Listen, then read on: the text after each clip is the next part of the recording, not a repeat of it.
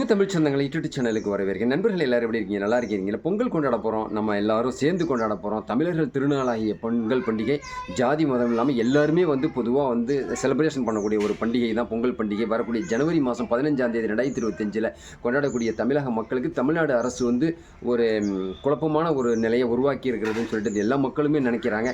அதன் அடிப்படையில் இந்த வருஷம் நமக்கெல்லாம் பொங்கல் பரிசு கிடைக்குமா, மளிகை பொருள் கிடைக்குமா, வேட்டி புடவை கிடைக்குமான்னு சொல்லிட்டு கிறிஸ்துவர்களும் இஸ்லாமியர்களும் ஒரு குறிப்பாக ஒரு குழப்பமாக அப்படி இருந்துகிட்டு இருக்கிற சூழ்நிலையில் தான் இந்த வீடியோ போட வந்திருக்கேன். இந்த மாற்றத்துக்கு என்ன காரணம் அப்படின்னு சொல்லிட்டு இந்த வீடியோவில் நீங்கள் உங்கள் கமெண்ட்ஸில் தெரிவிங்க. இந்த வீடியோ பிடிச்சிருந்தா லைக் பண்ணுங்கள். உங்கள் கமெண்டில் குறிப்பாக எல்லா செய்திகளையும் கமெண்டில் தெரிவிங்க.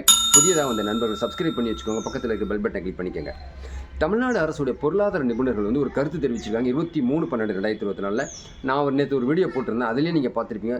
அதிர்ச்சி ரிப்போர்ட் மாதிரி தான் அதை நம்ம பார்க்க முடியுது. காரணம், தமிழ்நாடு அரசு எதுக்கு எடுத்தாலும் இலவசம் இனாம்னு சொல்லிட்டு இப்போ பொங்கல் பரிசுக்கு அதாவது நாள் நெருங்கிடுச்சு, கிறிஸ்துமஸ் நெருங்கிடுச்சு, இதுவரை சரியான அறிவிப்பு வெளியிடலை அப்படின்னு சொல்லிட்டு மக்கள் மனசில் ஒரு குழப்பமான சூழ்நிலை இருக்குது. ஒரு 2 நாளைக்கு முன்னாடி குளத்தூர் தொகுதியில் பொங்கல் பரிசு 1000 ரூபாயும், அதாவது ஒரு கிலோ சீனி, 1 கிலோ பச்சரிசி, ஒரு செங்கரும்பு, வேட்டி புடவையை வழங்கினதை நம்ம பார்த்தோம் முதலமைச்சர். அதே அடிப்படையில் ஒரு 4-5, அதாவது சென்னை மேற்கு, தாம்பரம், இன்னும் சொல்லப்போனால் கீழ்ப்பாக்கம், அந்த பகுதியிலலாம் அந்த அமைச்சர்கள் பொங்கல் பரிசை வழங்கியிருக்காங்க. பொருளாதார நிபுணர்கள் என்ன அதிர்ச்சி ரிப்போர்ட்டை கொடுத்துருக்காங்கன்னு கேட்டிங்கன்னா, ஒரே நேரத்தில் தமிழ்நாட்டில் இருக்கக்கூடிய 4.5 கோடி பேருக்கும் வழங்குறது சாத்தியமில்லாத ஒரு விஷயமா இருக்குது.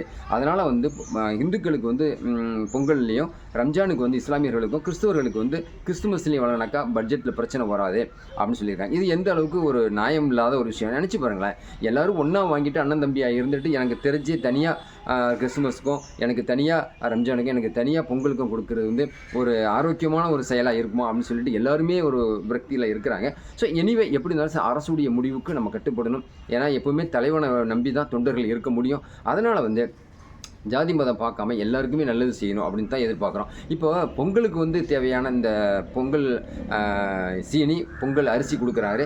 இப்போ ரம்ஜானுக்கு தேவைக்கூடிய சூழ்நிலையில் அவருக்கு பிரியாணிக்கான தேவையை மட்டனும் ரைஸ் பாசுமதி வாங்கி கொடுப்பாரா, இல்லை கிறிஸ்துமஸுக்கு கேக் வாங்கி கொடுப்பாங்களா, இப்படிலாம் ஒரு கலாய்ச்சிக்கிட்டு இருக்கிறாங்க நெட்டிசன்கள்.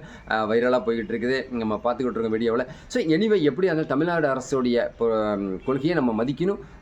அவங்களுக்கு நல்ல ஒரு முடிவை எடுக்கணும். ஏன்னா கடந்த காலத்தில் யாருமே செய்யாத செயலை ஏதோ ட்ரெண்டிங்கில் நம்ம செஞ்சுட்டு போயிடுறோம் அப்படின்னு சொல்லிட்டு நாளைக்கு அடுத்த கட்சி வரும்போது இதே ஃபாலோ பண்ணணும்னா மிகப்பெரிய ஒரு பிரச்சனை ஏற்படும் அப்படின்னு சொல்லிட்டு பொருளாதார நோக்கர்கள், அரசியல் நோக்கர்கள்லாம் கருதுகிற அடிப்படையில் தமிழ்நாடு மக்கள் அண்ணன் தம்பியாக மாமன் மச்சானாக வாழ்ந்துக்கிட்டு இருக்கக்கூடிய இந்த தமிழ்நாட்டில் பாகுபாடு எதுவுமே இல்லாமல் பொங்கலுக்கே எல்லாமே கொடுக்கணும் அப்படின்னு சொல்லிட்டு தமிழக மக்கள் நினைக்கிறத யூடியூப் சேனல் சொந்தங்களுக்கு தெரியப்படுத்தணும். அது மட்டும் இல்லாமல் தமிழக மக்கள் நினைக்கிறத அரசுக்கும் ஒரு கோரிக்கையை இந்த வீடியோ மூலமாக வச்சு அந்த அதிர்ச்சி ரிப்போர்ட்லாம் இல்லாமல் வருஷம் எப்படி நீங்கள் நடத்தீங்களோ அதே மாதிரியே செய்யுங்க.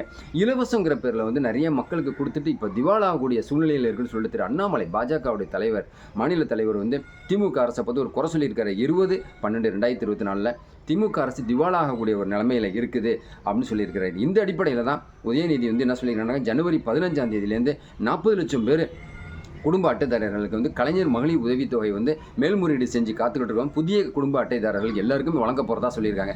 எனிவே இலவசம் கொடுக்கறது தப்பு ஒன்றும் கிடையாது. ஏழை எளியவர்களுக்கு கொண்டு போய் சேரணும் அந்த காசு. வசதி படைச்சவங்களுக்குலாம் அது ஒரு அமைப்பு அது தேவை இருக்காதுன்னு தான் நான் நினைக்கிறேன். அந்த கொள்கையில் முடிவு எடுக்கலாம் முடிஞ்சு இந்த மாதிரி பாகப்பிரிவினை பிரிக்கிற மாதிரி கிறிஸ்தவர்களுக்கும், இந்துக்களுக்கும், இஸ்லாமியர்களுக்கும் பாகப்பிரிவினை பிரிக்காமல் ஒட்டுமொத்த மக்களுக்கும் நல்லது செய்யணும் அப்படிங்கக்கூடிய வகையில் வரணும். அப்படி இல்லைன்னு சொன்னால் இஸ்லாமியர்களுக்கு பிரியாணிக்கு அரிசியும் மட்டனும் கேட்பாங்க, கிறிஸ்துமஸ்க்கு அவங்களுடைய மெழுகுவர்த்தியும் அவங்க கேக்கும் கேட்பாங்க. சகோதரர்களை இப்படி தப்பாக நினைக்காதீங்க. இந்த மாதிரி ஒரு பிரிவினை வரும்போது பொருளாதார நிபுணர்கள் கருத்து சொல்லியிருக்கிறாங்க தமிழ்நாடு அரசுக்கு அப்படிங்கிறதுக்காக தான் சொல்லியிருக்கேன். உங்கள் கமெண்டை என்னுடைய கமெண்டில் தெரிவிங்க. இந்த வீடியோ பிடிச்சிருந்தால் லைக் பண்ணுங்கள். புதிய நண்பர்கள் யாரும் சப்ஸ்கிரைப் பண்ணி வச்சுக்கோங்க. பக்கத்தில் இருக்க பெல் பட்டனை கிளிக் பண்ணிக்கோங்க. அடுத்த எபிசோடில் உங்களை சந்திக்கிறேன். நன்றி.